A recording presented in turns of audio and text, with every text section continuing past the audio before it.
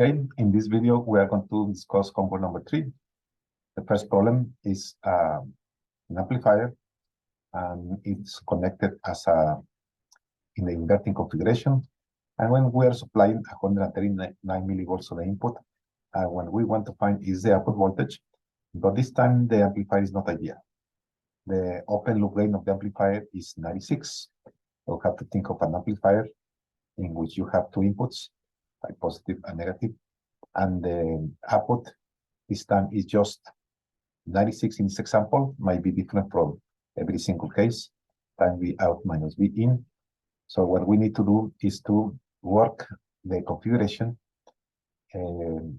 assuming that the two inputs are not necessarily equal, okay, to find the actual gain of the amplifier when we have when we don't have enough gain. Okay. So that's about this problem.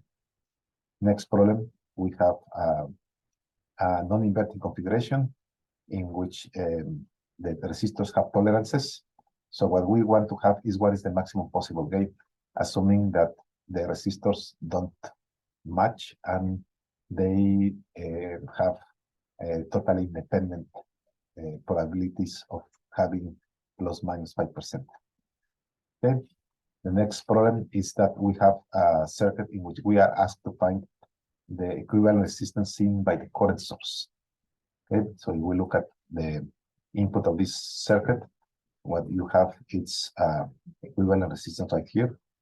And you can say that equivalent resistance is voltage divided by current. The current is provided here as 0.3 milliamps. We have to find the voltage. Okay, that's about that problem. Next problem, it's a circuit in which we want to find the closed loop transfer function. Now just one thing you might notice is this time there is no self-graded, so you have to actually submit your work. Please submit enough work to understand your steps and so that we can get to the solution and know that you actually did it. So the next problem is a circuit with two capacitors, and which the RC constant of each one doesn't match. There is a little bit of error of one respect to the other. Okay, so we want to derive the transfer function and illustrate what happens when they don't match. And there is a space here to do it. Okay, the next question is, or the last question, is a circuit with a summing, both inverting and non-inverting at the same time.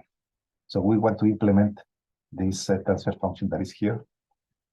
We have to find the values of resistors and to get that to happen. Okay, so thank you very much, and that's this homework.